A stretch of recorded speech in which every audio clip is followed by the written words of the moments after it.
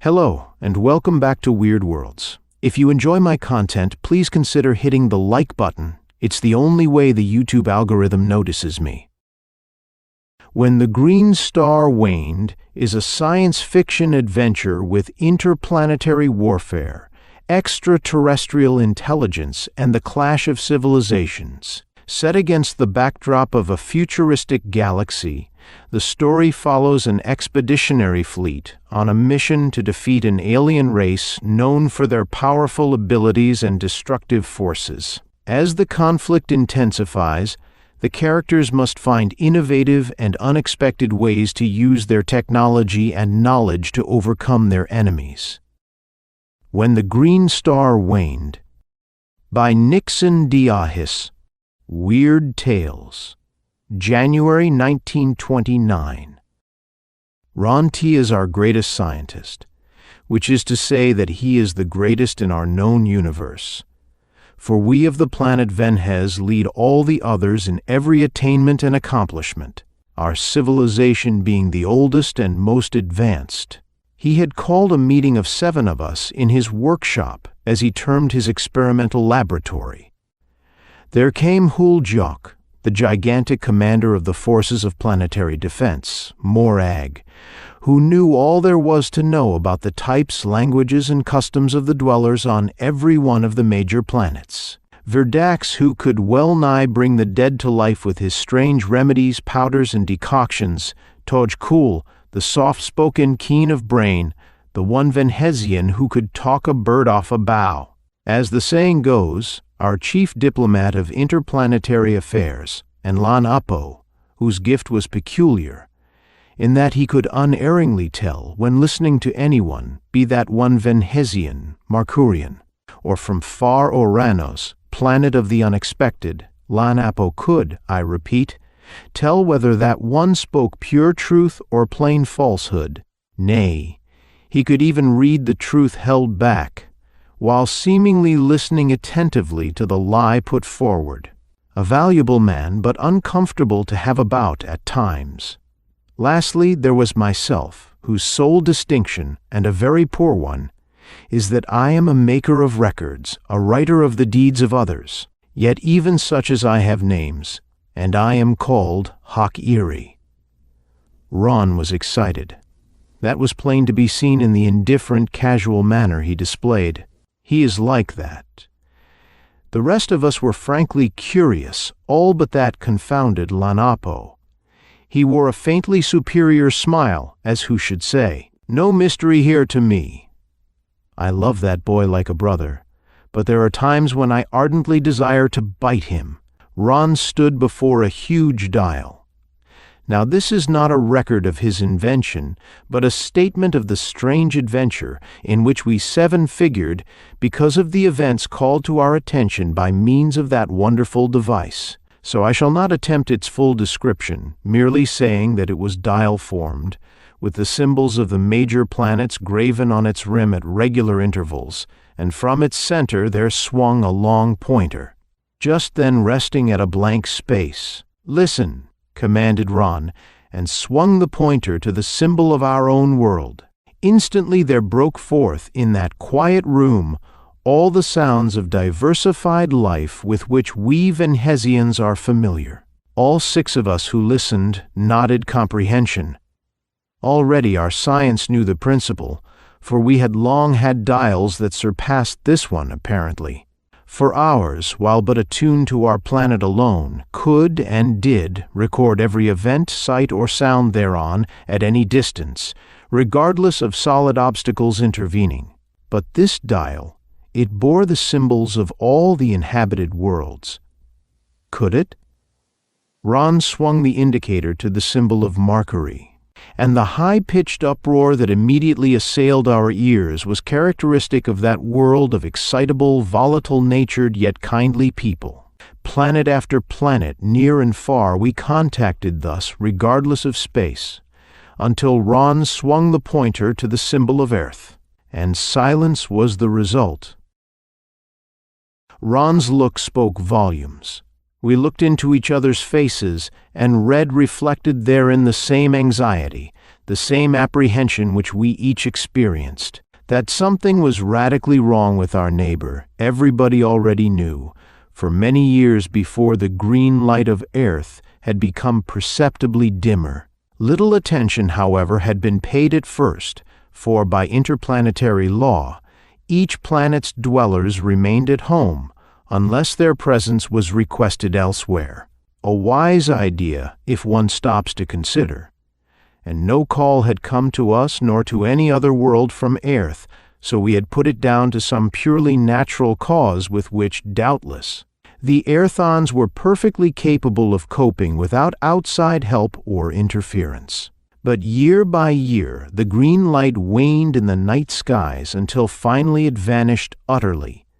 That might have been due to atmospheric changes, perhaps. Life, even, might have become extinct upon Earth, so that no one lived to hold communication with anyone on any of the other inhabited worlds of the planetary chain, but it was hardly likely, unless the catastrophe were instantaneous, and in that case it would needs be violent.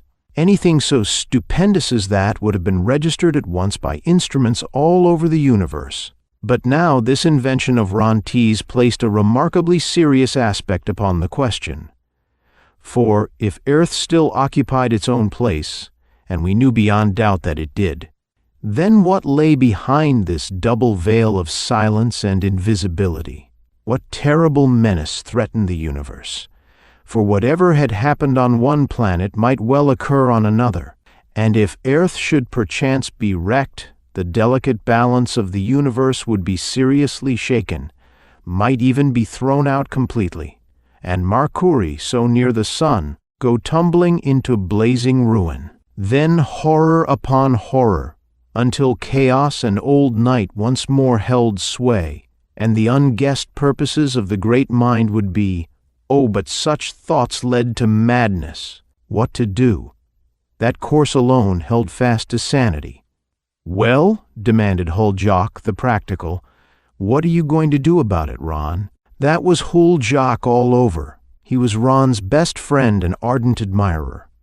He knew Ron's scientific ability and firmly believed, should Venhez crack open, that inside of an hour Ron T would have the crevice closed tight and re-welded until inspection would fail to find any traces of the fracture. But at that, all Venhez thought the same way about Ron T's abilities, so Huljock was, after all, no better than the rest. "It is matter for the Supreme Council," replied Ron gravely. "I propose that we 7 obtain permission to visit Earth in one of the great aether torps, bearing credentials from the Council explaining why we have trespassed, and, if it be possible, try to ascertain if this be a thing warranting interference or no. Why record the obvious? When such as Ron T and Huljock make request to the Supreme Council, it is from necessity, not for amusement. The Council saw it in that aspect, and granted them free hand. We started as promptly as might be.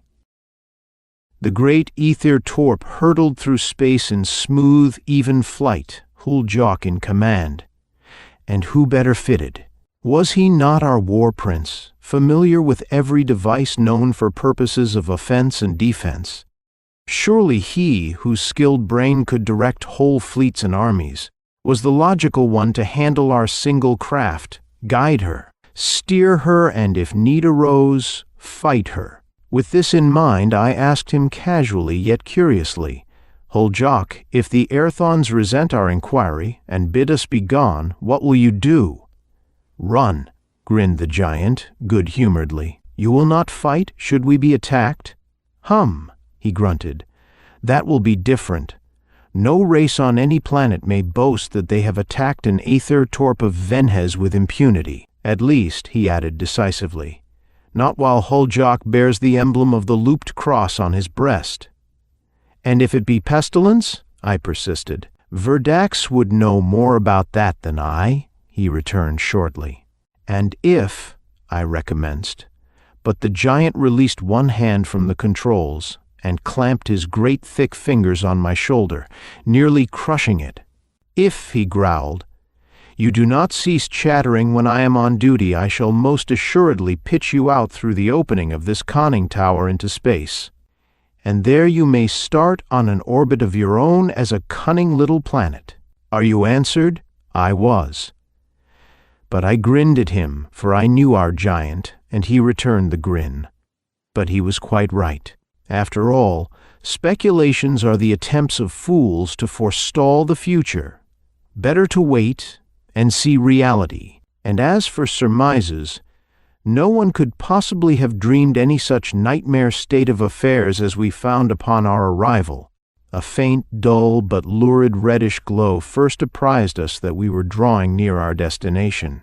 It was Earth's atmosphere, truly enough, but thick, murky, almost viscous, like a damp, soggy smoke. So dense it was, in fact, that it became necessary to slow down the speed of our ether torp, lest the intense friction set up by our passage should melt the well-nigh infusible plates of beryllium metal of which our ether torp was built. And the closer we drew to Earth's surface, the slower we were obliged to proceed from the same cause. But finally, we were gliding along slowly, close to the actual surface, and oh, the picture of desolation which met our eyes. It happened that we had our first view where once had stood a great city. Had stood, I say, for now it was but tumbled heaps of ruins, save that here and there still loomed the shape of a huge building. But these, even, were in the last stages of dilapidation, ready to fall apart at any moment. In fact, one such did collapse with a dull, crashing roar, merely from the vibration set up by the passing of our ether torp, and we were a good half-mile distant when it fell. In vain we sounded our discordant hautor. No sign of life could we discern, and we all were straining our eyes in hopes. It was but a dead city. Was all Earth thus? Leaving behind this relic of a great past, we came to open country, and here the same deadly desolation prevailed.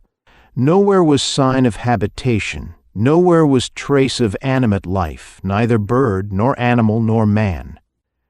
Nor anywhere could we discern evidence of cultivation, and even of vegetation of wild sorts was but little to be seen.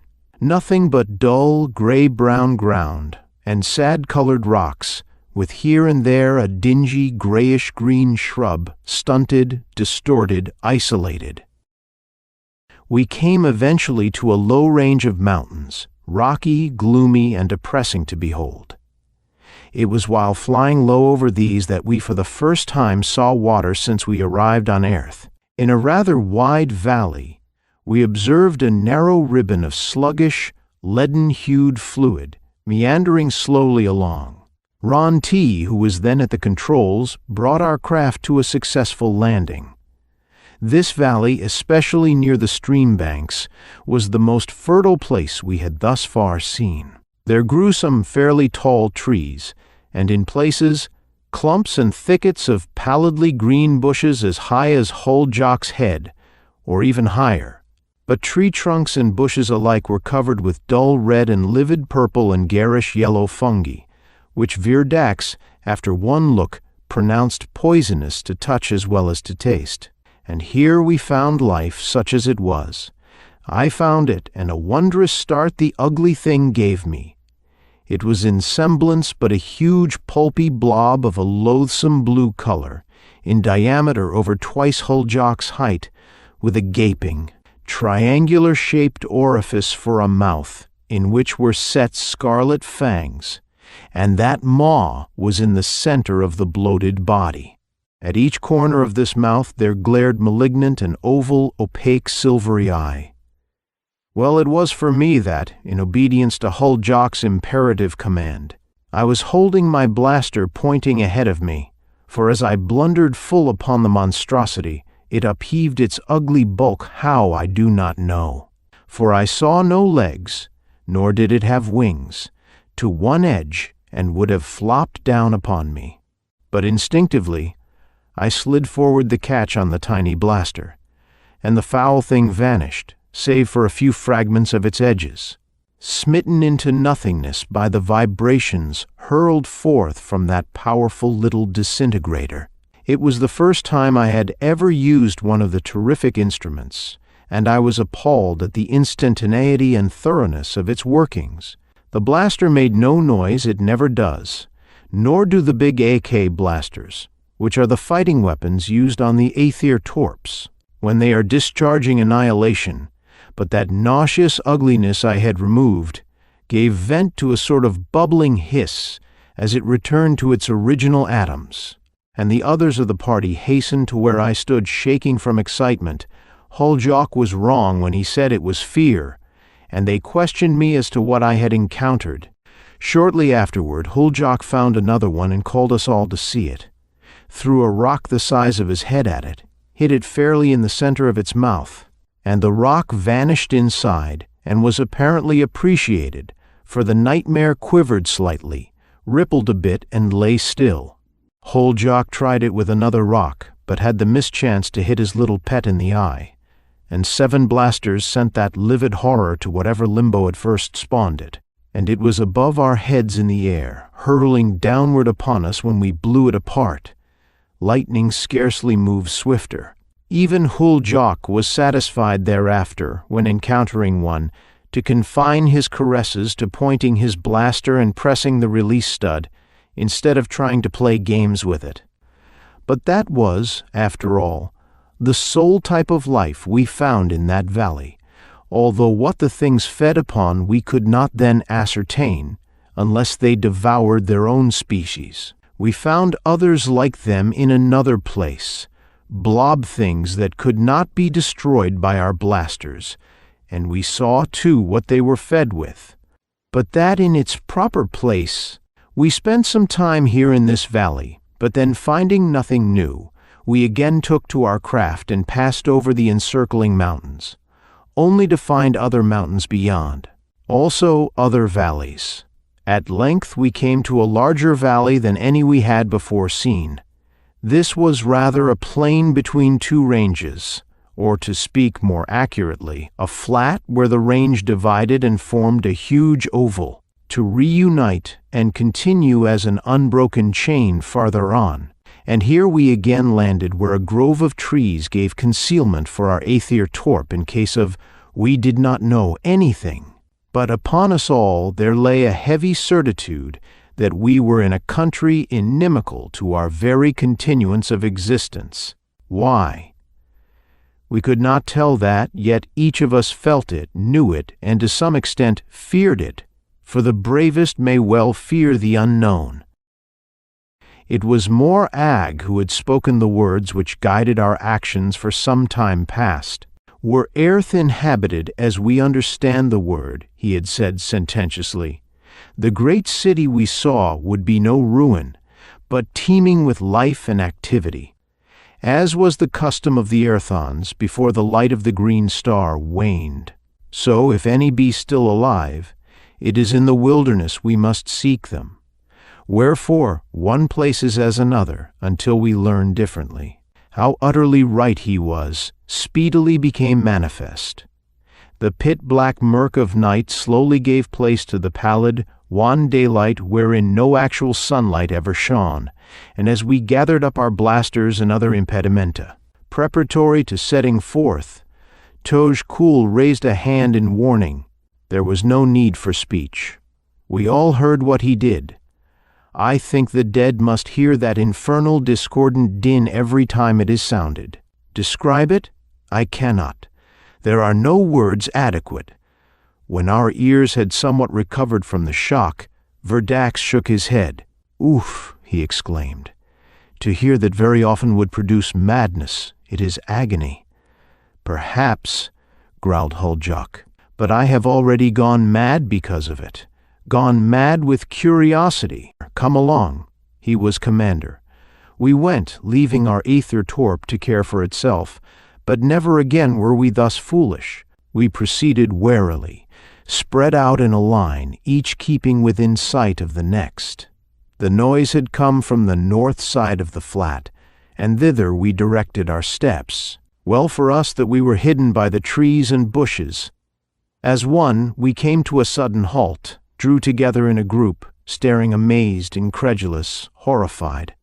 We were at the very edge of the high bush, and before us was open space clear to the foot of the towering cliff walls, which rose sheer to some 10 times the height of a tall male. Halfway up this there stuck out a broad shelf of rock, extending completely across the face of the cliff from the western end to the eastern, and at regular intervals we could perceive large rectangular openings covered or closed by doors of some dully glinting leaden-hued metal. And all the space between the edge of bush growth and the foot of the cliff was occupied by the same sort of loathly monstrosities as we had previously encountered. There they lay, expectant apparently, for their attentions were seemingly concentrated upon the shelf of rock high in air above them. A door close to the western end opened, and a procession emerged therefrom. At last we had found. "Great power of life," ejaculated Morag profanely. "Those beings are no Aerthons." And he was right. Aerth never had produced any such type as we then beheld. They had faces, and they had not faces. They had forms, and they were formless. How may I describe that which baffles description? We are accustomed to concrete, cohesive, permanent types of form and faces, and these were inchoate. Never in any 2 moments were their aspects the same. They elongated, contracted, widened, expanded.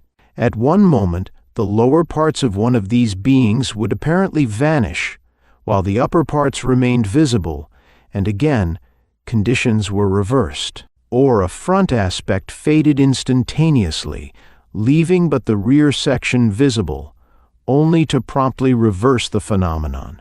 Or a left side disappeared, leaving the right side perceptible then, but picture it for yourself. I have said enough. It made me dizzy. It provoked Morag, because he could not name them. It enraged Huljok, inflamed him with desire to attack the whole throng, shatter them. He could not have told why, but looking at them made him feel that way. Ronti was mildly curious, Verdax frantic with ambition to study such beings. Our Lady of Bliss, deliver me from the curiosity of such as Verdax, his methods of study. Only Tojkul and Lanapo remained unperturbed. Tojkul because he is a diplomat, therefore in no wise startled or amazed at or by anything. And Lanapo was contemptuous, for as he looked at them, any race thus shifting as to bodily aspect must inevitably be shifty as to minds, and he had naught but despisal for a liar of any sort. Strange argument, strange stimulus to courage, yet perhaps as good as any. Only one permanency had these beings, and even that fluctuated. They were of a silvery color, and they were black, of that blackness which is blacker than black. Later we learned what manner of beings these were, and whence they came to afflict earth with their presences. They formed in a row well back from the shelf edge, and then from out the same door from which they had emerged came another procession, or rather a rout or rabble. These were, as Morag at once asserted, unmistakably Aerthons. But how had that once wise and mighty race fallen? For these men were little better than brutes. Naked, round-shouldered, bowed of heads, cringing, shambling of gait, matted as to hair, and bearded and utterly crushed, the males broken, at least dispirited. It had long been a proverb on all the inhabited planets, as beautiful as the Aerthon women, but the females we were then beholding were, if anything, more abject, more deteriorate than the males. Many things became apparent to us who stared at these poor unfortunates.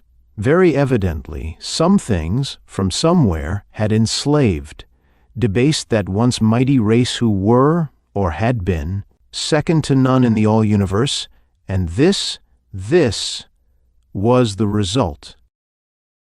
Huljok shifted his feet, stirred uneasily, growling venomously deep in his throat.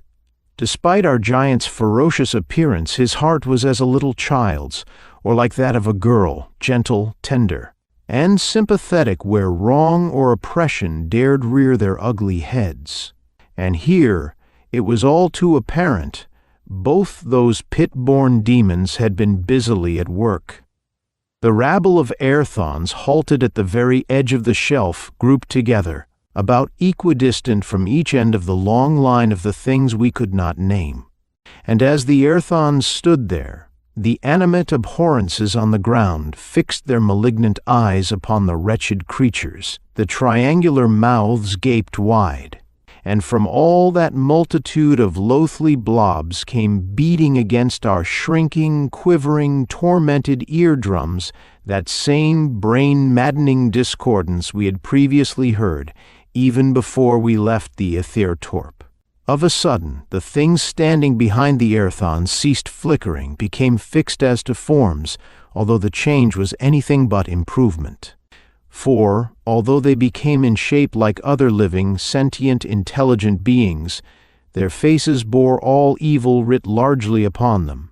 Acquaint yourself with all depravity, debauchery, foul indecency ever known throughout the universe since the most ancient, forgotten times. Multiply it even to nth powers, limitless, and then you have not approximated their expressions. Personally, even beholding such aspects made me feel as if, for eons uncountable, I had wallowed in vilest filth, and it affected the others the same way, and we knew by our own experience what had befallen the Airthons. Had such foul things once gained foothold on the great central sun, even the radiant purities of that abode of the perfected would have become tainted, polluted by a single glance at such unthinkable corruptiveness. They, the things, slowly raised each an arm, pointed at one Airthon in the group.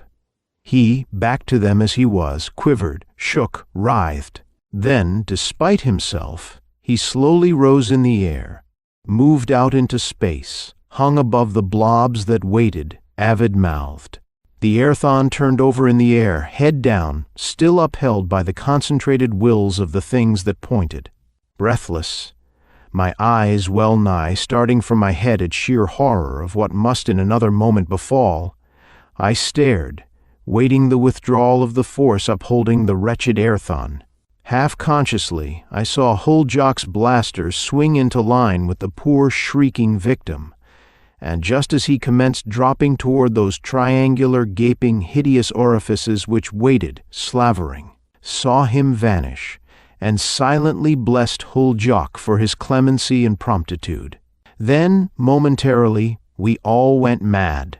Our blasters aimed, we pressed the releases and swept that line of things. And to our aghast horror, nothing happened. Again and again we unconsciously swept their line and wasted. Were they assailing them? The deadly blasters were impotent? Ronti first grasped the situation. These things are not beings, they are but evil intelligences, of low order, crafty, vile, rather than wise. The vibrations are of too attenuate density to shatter, but pass unfelt through their atomic structures. We can do naught save in mercy slay those poor Airthons, and destroy those foul corruptions which wait to be fed. We did it. It was truest kindness to the Airthons. Yet, despite the seeming callousness of our deed, we knew it for the best. And one thing it proved to us, low as the Airthons had sunk, they had not fallen so far from their divine estate, but that in each the silver spark that distinguishes the soul-bearers from the soulless was still present.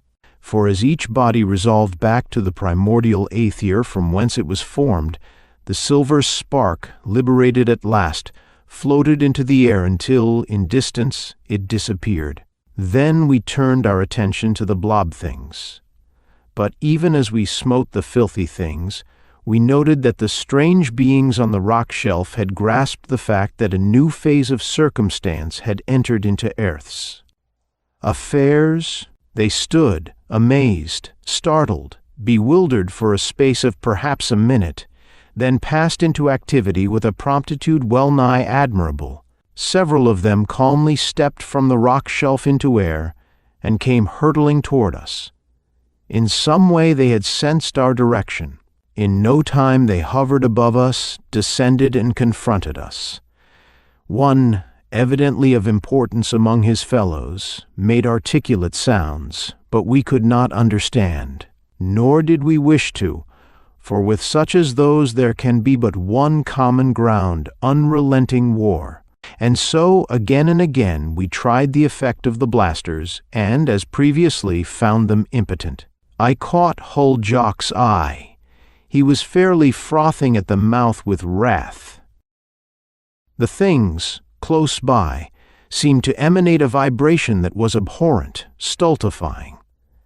Little by little I felt a silent but urgent command to start toward the foot of the rocky cliff. Unthinkingly, I took a step forward and Huljock's mighty arm slammed me back. "I can feel it too," he snarled at all six of us. "But," he thundered sternly, "I command you by the looped cross itself that you stand fast. 'Tis but their wills. Are we babes that we should obey?" Suddenly I laughed. Obey the wills of such as these? It was ridiculous. Answering laughter came from the rest of our party. Huljock nodded approvingly at me. "Well done, Eerie," he commended. "The looped cross thanks you. The Supreme Council shall give you right to wear it, for high courage for service rendered." And he had promised me our planet's supremest gift, the highest honor, for laughter. Yet, though I myself say it, perhaps the service was not so trivial after all, for there is, in final analysis, no weapon so thoroughly potent against evil as is laughter, ridicule. To take evil seriously is to magnify its importance, but ridicule renders its venom impotent, futile. Try it, you who doubt. Try it in your hour of utmost need. The things became all black, no silvery tints remaining. One attempted to seize me, thrust me in the desired direction. Something I had not known that it lay dormant within me, flamed into wrath. My hand closed, became a hard knot. My arm swung upward from my side with no volition on my part, and my fist drove full into the face of the thing, leaving a horrible blank orifice which slowly filled into semblance of a face again. The thing emitted a strange gasping squawk of pain. "Aho!" shouted Huljock gleefully. "They may not be shattered nor slain, but they can be hurt." And he swung his blaster up as a truncheon and brought it down full on the head of the nearest. The stroke passed through the thing as through soft filth, yet that thing, evidently having enough, rose hurriedly into the air and sped to safety, followed by the rest. "Back to the Ather Torp," commanded Huljock, and we retreated as swiftly as legs would take us. At that, we did not arrive there first. To our dismay, we found it in possession of a horde of those things. They were all over it, even inside. And worse still, all about it on the ground were airthons. A great crowd of them formed in solid masses, all facing outward, bearing in their hands long, shimmering blades of brightly glinting metal, sharp as to points, with keen cutting edges. "Swords," gasped Morag. "I had thought such weapons obsolete on Earth 10,000 years ago. Where point and edge?" "Hugh-ho!" shouted Huljock. "The blasters, quick!" Oh, the pity of it! I know that tears streamed from my eyes before it was finished. Ron T was equally affected. Huljock himself was swearing strange oaths, and, had it not been for Lanapo, I doubt if we had had the necessary fortitude to go through with the ghastly affair. But as the silver sparks floated upward, a smile, almost beatific, came upon his set white face. "But they are rejoicing," he cried out to us who grieved even while we smote. "I can feel their gratitude flowing to us who give them release from a life which is worse than death. They are glad to depart thus painlessly." And thereafter we sorrowed no more. The airthons were almost all disposed of when Morag shouted, "Catch one or more of those slaves alive." I would question. Huljock leapt forward, caught one by the wrist, wrenched his blade from his hand, slammed him against the hull of the Ather Torp, knocking him limp, threw him to us, and dealt likewise with another. Meanwhile, our blasters played unrelentingly, and presently there were no more of the unfortunate Aerthons to be seen. Yet the things who, through sheer will force alone, had compelled the Aerthons to face annihilation, for they could not fight, the blasters slew from far beyond reach of sword blade or hurled rock. Those things still held our Aether torp. Surely Our Lady of Venhez kept them from guessing that they had but to slide the stud atop one of the great AK blasters from the white space to the black one, and well for us that there was no Lanapo among them to catch our thoughts. A long while afterward, we found out that they were acquainted with the principle of the AK blasters, and I can only account for their not using those on us by the supposition that they wished to capture us alive in order to gratify their fiendish propensities, so refrained from slaying us, willing to go to any lengths rather than do so, for the dead can nowise be made to suffer. We drew back, shaking from excitement and from the strain induced by their evil minds or wills beating upon us, for though they could not make us obey, still that force they directed was almost solid in its impact. Our craft was still in their possession, and we were standing on open ground, and sorely perplexed as to how we were to regain possession of our Aether torp. Huljok Warprince solved our dilemma. He grasped a young tree, thick as his wrist, tore it from the ground, broke it across his knee. "Club," he grunted.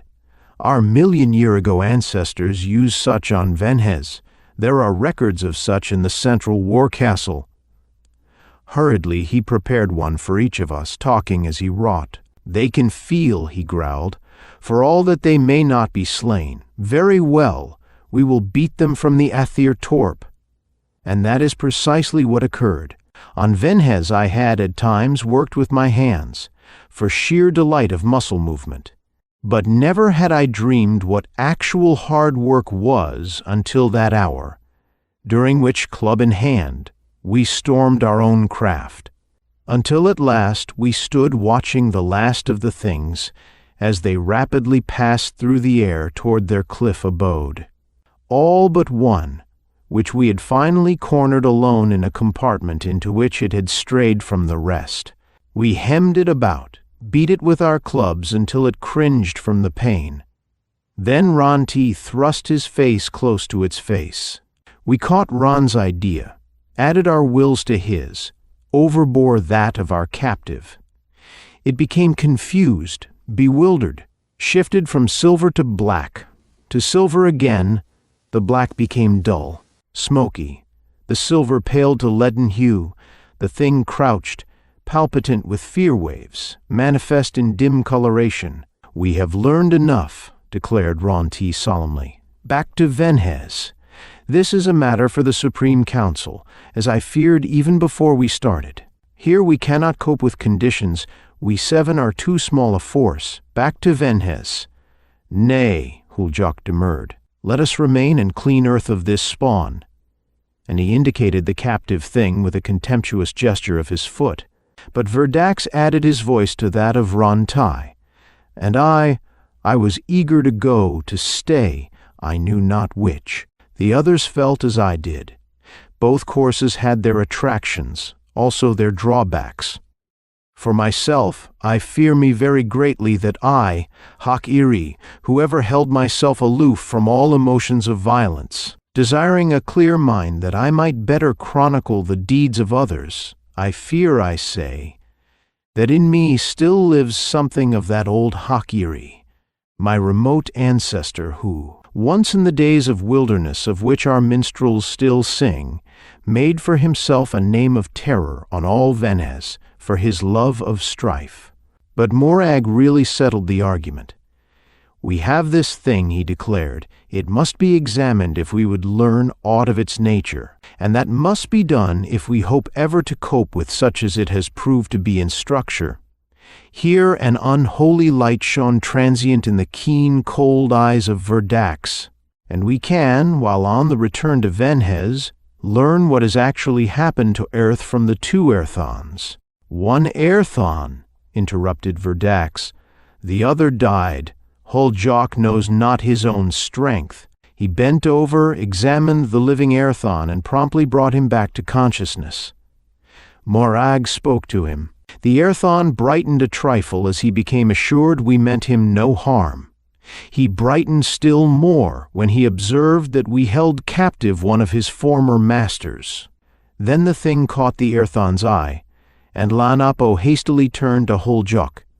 "It were well to confine this where the Erthon may not win to it," he warned emphatically.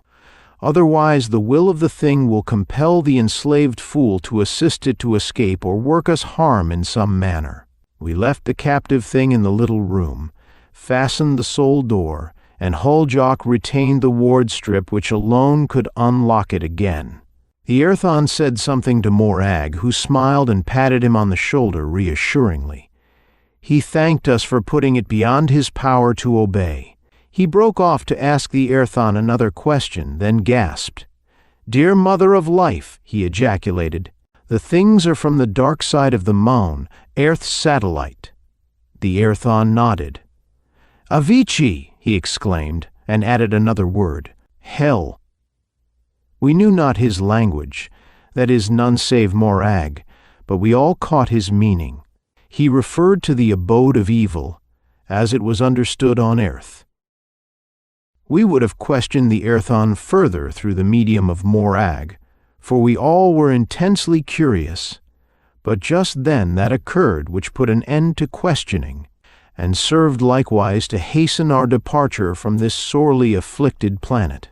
A crackling, sizzling hiss of lightning and a terrific crash of thunder.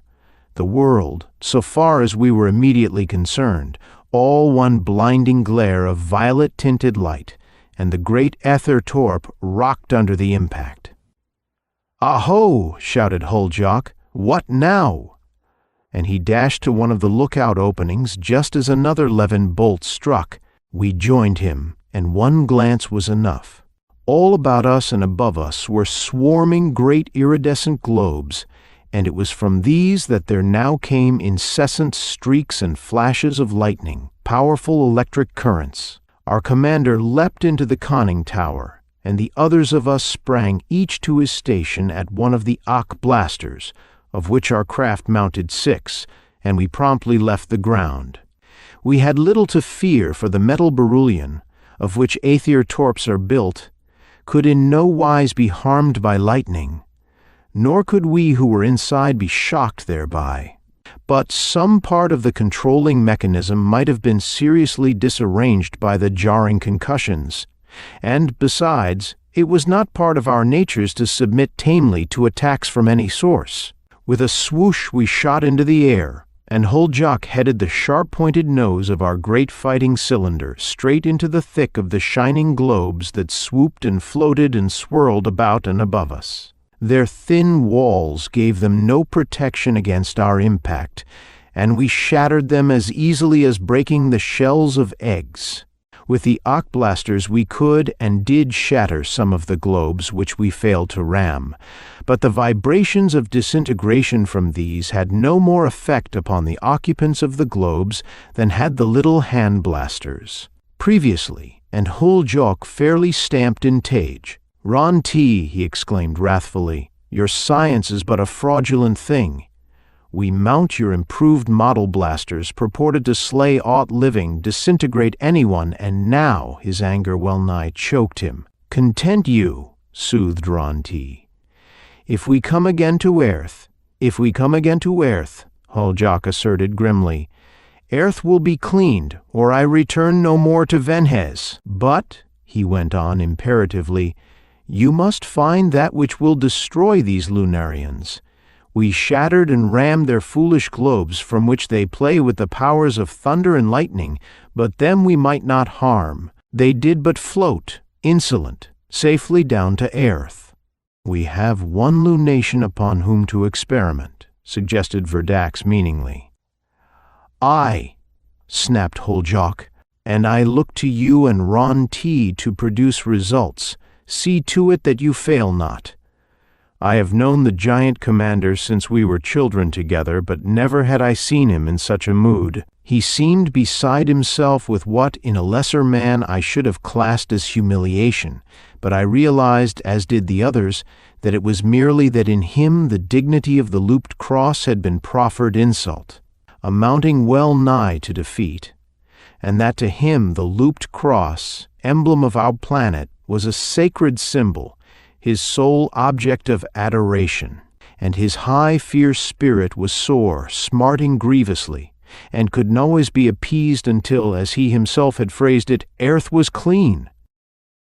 We had formally made report to the Supreme Council and had handed over to them for disposal both the Earthon and the Lunarian we had brought back with us, and the Supreme Council, in their wisdom, had commanded Morag and Virdax to examine and question the Lunarian, with me to make records of aught he might say. But he would say naught, seemingly taking fiendish delight in baffling us. The Earthon, whose name was John, had told Morag, while we were on our homeward flight, all that was to be known as to the conditions on Earth. Here is no space to record it all, but briefly it was as follows. Centuries ago, the Earthons, divided into nations, warred. A mighty empire, hoping to dominate the planet, attacked a little country as a commencement. Another and larger nation hastened to the rescue of its tiny neighbor. A great island kingdom was drawn into the fray.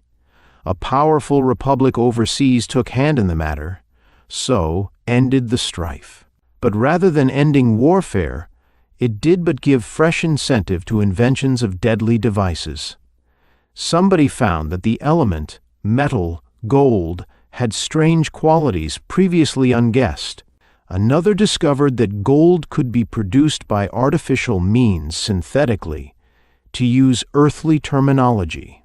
But the producing was by drawing it from out the storehouse of the universe, the primordial aether, wherein, dormant, are all things objective and subjective. And the drain on the aether opened strange doors in space, which heretofore, by fiat of the great wisdom, had been fast sealed.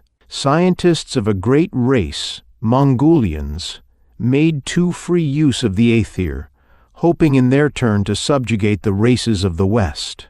Because of the vibrations set up in their labors, they made easy passage from earth to mound, and on the dark side of the mound dwelt a race of fiends, soulless, beyond the pale of the infinite mercy, who moved about to keep the mound's bulk always between them and the hated light of the sun.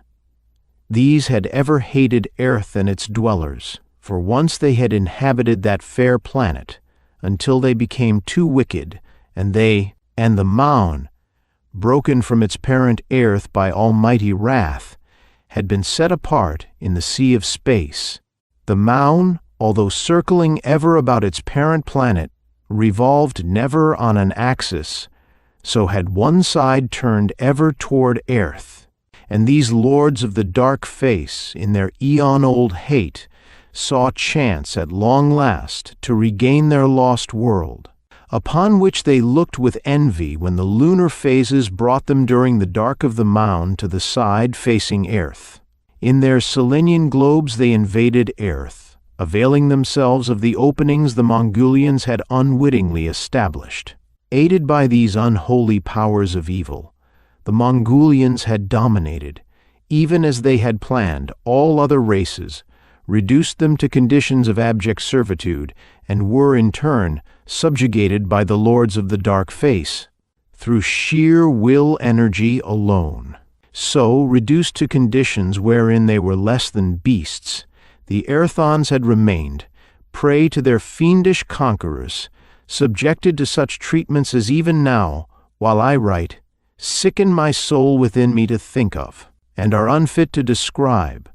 For why afflict clean minds with unnecessary corruptions?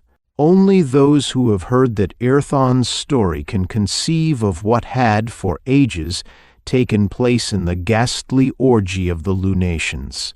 And we who did hear will never again be quite the same as we were before our ears were thus polluted.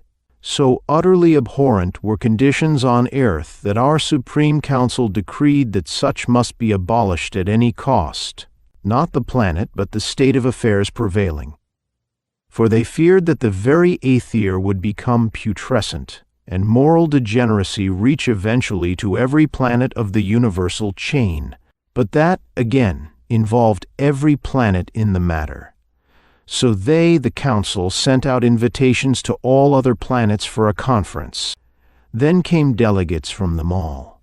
They talked, discussed, debated, consulted, and that was all. Holjak, the practical, violated interplanetary etiquette. Finally, talk, he shouted, rising from where he sat with the other Venhesians. What does talk do? We be no nearer than when we started. Since none can offer helpful suggestions, hear me.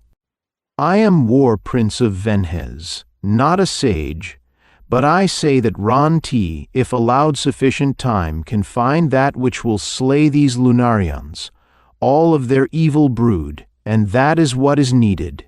Leave this matter to us of Venhez. A gravely genial delegate from Jopatar rose in his place.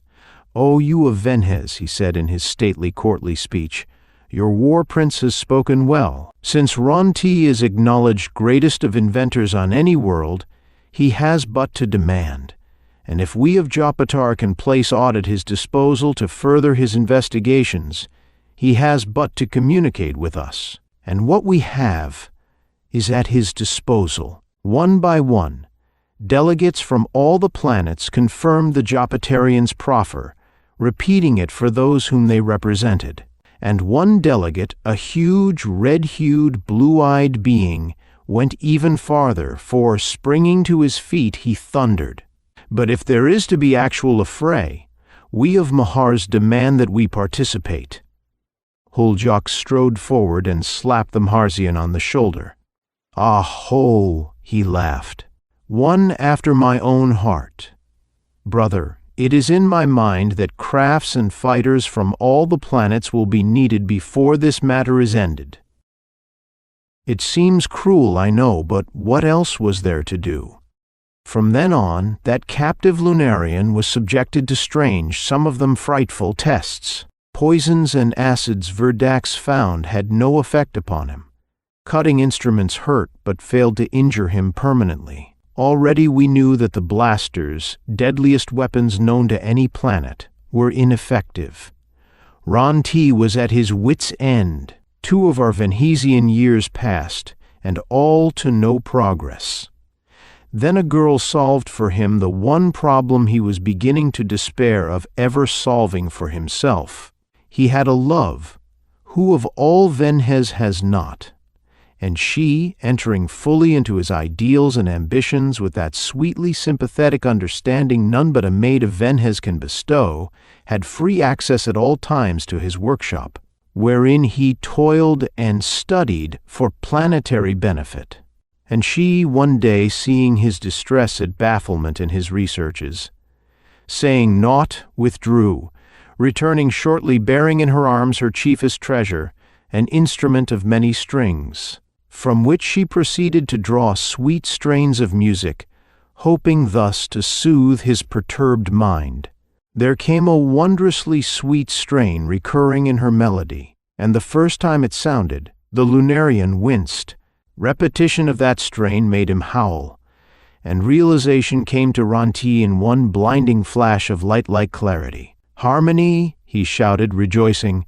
"The blob thing is discordant in its essential nature." Never a maid of all Venhez was so proud just then as that love-girl of Ron-T's. She had, at least, produced some sort of impression on the fiend, made it suffer grievously. So, over and over she played that self-same strain, and ere many minutes had passed, the Lunarian fell prone, writhing in anguish, howling like a thing demented. "Enough, Alu-Rai," Ron bade her after watching the captive's misery for a space. "You have rendered the universe a service. Now depart, for I would think. Herein lies the secret of the weapon which will purge an afflicted world of its woe." It was a mighty fleet which started for Aerith on that never-to-be-forgotten expedition of rescue and reprisal. Practically speaking, all the craft were of similar appearance.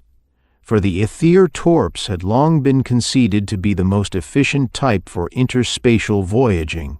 Even the Aerthons had used them before they were subjugated, and John the Aerthon stated that the Lunarians themselves had a large fleet of them housed away in readiness against the day when they might desire to win to other worlds. But, he likewise told us, until the Lunarians had exhausted Earth's resources, they would remain there, and for earthly voyaging in air their Selenian globes were more satisfactory to them, moved by will force as they were, than the great Aether torps, which were managed by purely mechanical methods. Naturally, the Aether torps from the different planets varied slightly, as, for example, those of Venhez had the conning towers cylindrical in shape and placed midway from nose to stern, the noses sharply pointed, stems tapering to half the size of the greatest diameter. That of the waist of the craft, our AK blasters were long, slender, copper-plated. The Aether torps from Mars were lurid red in color, blunt of nose, rounded as to stems, with short, thick AK blasters, and their conning towers were well forward of the middle, octagonal in shape. But why amplify? Surely the Aether torps of each planet are familiar to the dwellers of all the other planets. And of course, each craft bore the symbol of its home world. The Maharsians bore the looped dart in gold, even as we of Venhez painted upon the nose of ours the looped cross. But the symbols of the worlds are too well known to require description. Ron T and Huljok had full authority over the entire squadron, although the war commanders from all the worlds fully understood the carefully laid plans of aggression. And all the Aether torps, in addition to the AK blasters, now mounted before their conning towers a new device consisting of a large tube, much like an enormous howdah, terminating at the snout end in 5 smaller tubes. It was black night when Earth was reached, and it was not until the sickly wan daylight broke that actual operations commenced. Spreading out, we courted the air until the great oval flat showed plain. It was our good luck that it was our own craft which was the first to come above it, and as we identified it, Huljok's eyes glowed in wrathful joy, if such emotion may be thus contradictorily described. He caught Ron T's eye and nodded. Ron T, obeying, threw over a lever. A most dreadful and terrific din shook the air with its uproar. From afar to the northward came a similar bellowing howl. Then from the eastward the same sound reached our ears, being replied to, a moment later, by the signal from the distant west. And from the southward came the answering racket, and we knew that all Earth's surface was under surveillance of one or more of the Aether torps comprising the expeditionary fleet. Slowly, deliberately, we began circling above that infernal ovoid valley. But after that one hideous bellowing howl, the tube-like arrangements before the conning towers changed their tones, and from them came the same wondrously sweet, heart-thrilling, soul-shaking strain of melody as that which Alu Rai, the love-maid of Ron T, had produced to the exquisite torment of our captive lunation. Over and over the strains were played, and still nothing happened. The idea was Ron T's, and I began to wonder if in some manner he had miscalculated. Suppose it did not affect all the Lunarians alike? In that case, not only would the expedition be doomed to failure, but the name of Ron T would become the subject for many a jest on many a world, and we of Venhez must, perforce, walk with bowed heads.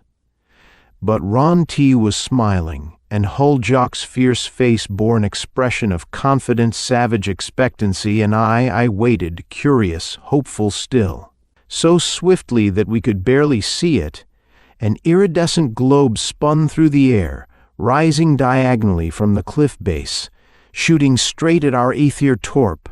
A touch of Ron's hand, and the strain of music sounded even louder, clearer, sweeter. The globe, when within a quarter of a mile, shot straight upward, discharged a terrific, blinding flash of chain lightning against our craft, followed by a second and even more intense discharge. And still the sweet strain of harmony was all our reply. The globe swooped until it nearly touched us, and I slid forward the stud on the ACK blaster behind which I stood. The Lunarian bubble was not more than 100 feet away at that instant, and like a bubble, it vanished incontinently. As ever, for all that we could shatter their Selenian globes, those demoniacal Lunarians themselves we could not disintegrate, or so we deemed then, and I know that I said wrathful profanities in my impotent disappointment, but Huljok grinned, and Ronti nodded reassuringly to me, saying consolingly, "Wait." Well, I waited. What else could I do? But by this time the same game was going on all over Earth. Wherever the Lunarians had abode, the strains of melody were driving them into a frenzy of madness, and they came swarming forth in their globes, hurling lightning flashes at our aether torps, which might not thus be destroyed. Yet, in a way, honors were even, for if they could not damage our ether torps, neither could we do aught but blow their globes into nothingness, while they themselves did but flee through the air back to their abodes, unharmed by the vibrations from the ACK blasters. And in this manner, for 3 days and nights, the futile warfare continued, and by the morning of the 4th day, I doubt if there was left to the Lunarians a single Selenian globe. At least, for 2 days and nights, we continued playing that music over and over until all Earth vibrated from the repetitional sound waves. But on the next morning following, we had clear proof that the Lunarians had had all that they could endure of suffering. An aether torp, of a far different model from any we were acquainted with, shot into the air with incredible speed, and catching a craft of Satum unawares, rammed it in mid-air, completely wrecking it, only to be shattered into dust in its turn by the AK blasters of a Markurian aether torp.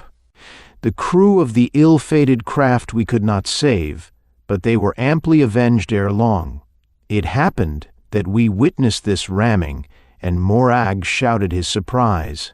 But that aether torp, despite its speed, is of an age-old model, he affirmed excitedly. And Huljok nodded agreement. Our Lady of Love grant that their AK blasters be of equally antiquated model, he chortled. If they are, their vibrations are of too long and too slow wavelengths to affect the modern beryllium metal of which we now build our fighting craft. And so it later proved to be. We could very easily have shattered their old model crafts, taking our own good time therefore, but to what avail? It would leave us the same old problem. The Lunarians, with their levitational powers, would descend safely to the ground and would still inhabit Earth, overrunning it like the evil vermin that they were. But the far-thinking brains of Ronti and Huljok had laid out a carefully evolved plan, and aside from continuing to drive the Lunarians mad with the hated music and evading further collisions with their aether torps, no light task either considering their speed, we of the expedition refrained from using our AK blasters until the Lunarians must have come to the very conclusion our master strategist desired them to reach eventually, that in some manner we had exhausted our vibratory charges. At last one morning we were made the objects of a concerted attack. From all points came hurtling those old-style aether torps, and we fled from before them, finding that their old model AK blasters had little or no effect upon us, protected as we were by the beryllium plates. They fell back on their levin bolts, and these they hurled incessantly until they, as well as we, were well out of Earth's atmosphere and into the great ocean of ethereal space. But ever we played that same maddening music, and it acted as a powerful incentive to hold them to the pursuit, for they had lost all caution in their rage, and ever as we fled from before them we laughed. And at last, some 5 million miles from Earth's surface, we turned upon them. Stretched out in a long curved line, we awaited their coming, and as they came within our range, every Aether torp commenced whirling about as if on a transverse axis, presenting one moment the nose, next a side, then the stern, and again the other side, and once more the stem or prow, in this manner giving play to all 6 AK blasters, the forward one, the 2 on each side, and the one pointing rearward. And the Lunarians, although herefore we might not injure them, were soon without protection, their ether torps shattered, left exposed to the deadly chill of outer space, and their forms, loose though they were in structure, subjected to the awful pressure of the inelastic Aether. It compressed their bodies as if they had been density itself, and having no defense, they instinctively drew close to each other, and etheric pressure did all that was necessary. They were jammed into a single mass, and then we played upon that with the AK blasters until that mass too became as nothing. Only from that blank space where the fiends, the lords of the dark face, had been, floated in all directions a shower or swarm of dull red sparks, which, even as we watched, slowly flickered and burned out in depths of abysmal night. Ron T. bowed his head in reverence to that great power which had permitted us to be the instruments of its vengeance, signing in the air before him the looped cross, symbol of life. As I suspected, he said gravely, they were soulless. They had naught but form and vitality, mind and will, life of the lower order, non-enduring. The red sparks proved that, and even those have burned out, resolved back into the sea of undifferentiated energy. Our work is ended. Let Earth work out its own rehabilitation. That wondrous race of Earthons will soon rear the foundations of an even greater civilization than their world has ever before known. End of When the Green Star Waned by Nictzin Dyalhis.